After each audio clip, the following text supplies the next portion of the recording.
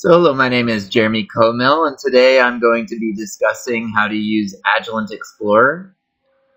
So first you open up Agilent Explorer, and once you open it up, the first thing you do is you add files. So you'll see this plus add samples, you'll select it, and then there'll be a dialog box that will show you all of the samples for you to select, and select the samples you want. For FluoroMatch, you'll want MSMS containing files. You'll want full scan containing files. They can also be your MSMS files. I'll talk about that in a second. And ideally, you want blanks, although it's not 100% necessary. So we've uploaded an example data set. There's two ways that you can group your samples. So you see this extract MS and extract MSMS columns. For the extract MSMS columns, these are going to be the files that you get MSMS data from that FluoroMatch will use for annotation, and also you can use these in the Agilent Explorer ecosystem for annotation. For extract MS, this is going to be where you get your peak areas that get aligned across samples, as well as any statistics, and for blank filtering. So in this format, we've used full scan only files that we acquired on the Agilent Revident, and we've selected those as our MS1. And then we have auto MSMS files with iterative exclusion that we selected as our MSMS. Note, one thing you could also do is you could use your auto MS files for MS1 as well. So you don't have to acquire them twice, assuming you get 11 or so full scans across the peak. You get good scans across the peak, in which case you would unselect these. The one thing you should know is that you can't mix only MS1 data with auto MSMS data in this extract MS column. So you have to choose one or the other. So I'm going to go back to only using the MS1 only data. After you set your files, you'll go to Run Setup. That will go pretty quickly, and then you'll go to your Find and Align tab. In your Find and Align tab, you'll see how many compounds were detected after you select some of these parameters. So the first one is the height filter.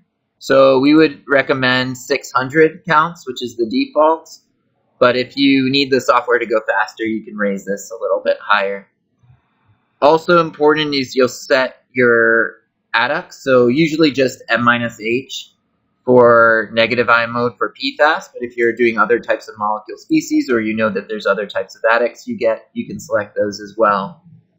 You'll also want to select any kind of in-source fragments or neutral loss modifications. So for example, we have minus SO3 and minus CO2. You might also want to add minus HF and minus H2F. The way you can do that is you would do minus, make sure it's capital, H2F2, and then you would click the plus, and that's going to add a new fragment that you can then select.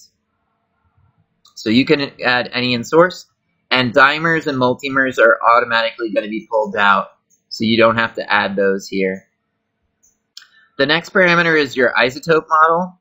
For metabolomics or some other molecular species, you might want to go with common organics. But for PFAS, we're going to go with unbiased because we have a low N+1 peak, and so it's better to have an unbiased isotopic model. For expected data charge state, we'll keep it 1 to 2, even though most of our ions are going to be of a 1 charge. That seems to work very well. And then if you'd like, there's this retention time correction parameter that you can select if you have retention time drift. So you'd go in qual, make sure that everything's within 0.1 minutes. If it's not within 0.1 minutes, then you'll probably want to increase this RT tolerance and add a retention time correction. For FluoroMatch and LipidMatch and all of our software specifically, we recommend everything be within 0.1 minutes. So for small experiments, rerun it if you get a drift and try to be within 0.1 minutes. For large experiments, we understand that sometimes that's not possible. Then so you'll want to lower this to 0.1, usually defaults higher, and you'll want to lower your mass tolerance to 5 ppm for a Revident QTOF. 6546 can also be at 5 ppm. You just want to check your mass accuracy on some of your compounds to make sure that's what you're getting. And then before 6546, you might want to go to plus or minus 15 ppm. Then always have gap filling selected so that there's no zeros in your data set for statistics if there's any peaks under your molecule. And always select extract MSMS. Our software needs MSMS to annotate compounds. So always have these selected. You can also go to show additional parameters, and you'll see a large number of parameters over here. Mainly the most important parameter is this use multipass exhaustive grouping. You always want to have that selected. Otherwise, there's not really anything new here that's essential that we know about, but obviously if you optimize and find new parameters that work very well for you, please let us know. There's also this show all parameters, and there's more parameters here as well. So then you'd click Run, Find, and Align. And at this point, you have everything you need for FluoroMatch. So you could stop here, and you would go here to this and export as PFA. And then you'd be done, and then you can see the next video tutorial how to use Qual to export an MZML from selected files you want MS1 spectra, formula prediction, and EICs generated from, and then you can run FluoroMatch. There's also a few other steps that could be helpful that can be integrated into the FluoroMatch system if you'd like. We'll skip the normalize and filter features, although those are here for your use and will be carried over to the final table that's used by FluoroMatch. But what we'd like to highlight is in our statistics tab, you can do a fold change under statistics, and you'll want to look at your sample groups, sample type, and then you'll see the number of replicates. So in this case, we only have one from each. If you had multiple replicates, that would be even better. So I'd advise at least 3 blanks, or usually just 3 blanks is fine. Field blanks are optimal for blank filtering, and then your samples, which you would categorize as your samples under the setup tab. So then you do all against control, and the control would be your blanked, and then you can set your fold change. I would set 5 as a good middle ground to keep most of your features, but remove things that are very likely to be from blank background noise or your instrument. And then you would keep your minimum number of pairs should be 1 if you're just doing your samples to blank for blank filtering. Once you do that,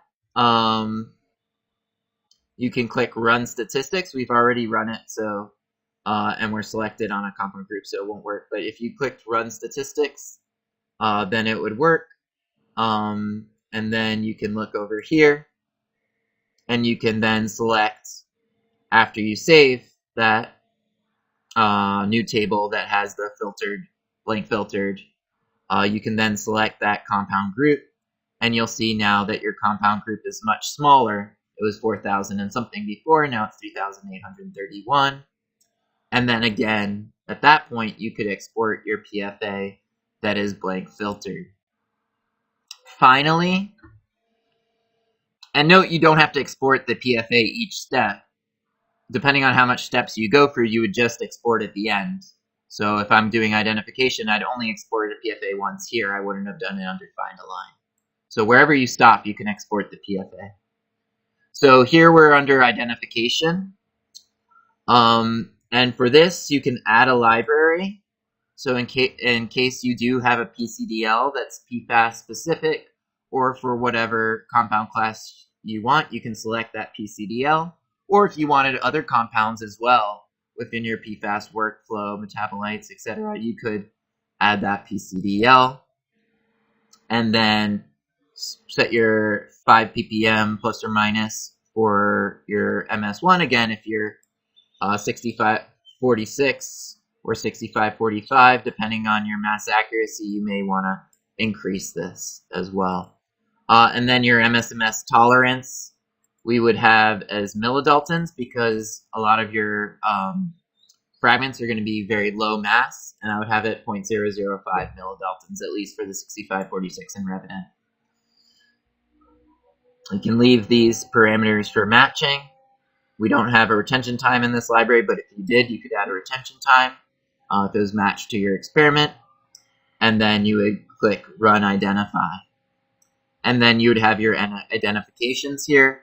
Things that have an MS1 match and an MSMS match are those that are likely to be good matches, obviously depending on the score as well. Things with only an MS1 or MSMS match are obviously less confident. And when you export, again, that PFA file, all of that information, all the annotations will be carried through the rest of the FluoroMatch workflow. So that's all that I wanted to cover today. And if you look at our next tutorials, we'll talk about how to import this PFA as well as generate an MZML into FluoroMatch and then use PFA features within FluoroMatch Workflow. So I'm very excited that you're using this workflow. Please do reach out with any interesting results and find the software at innovativeomics.com.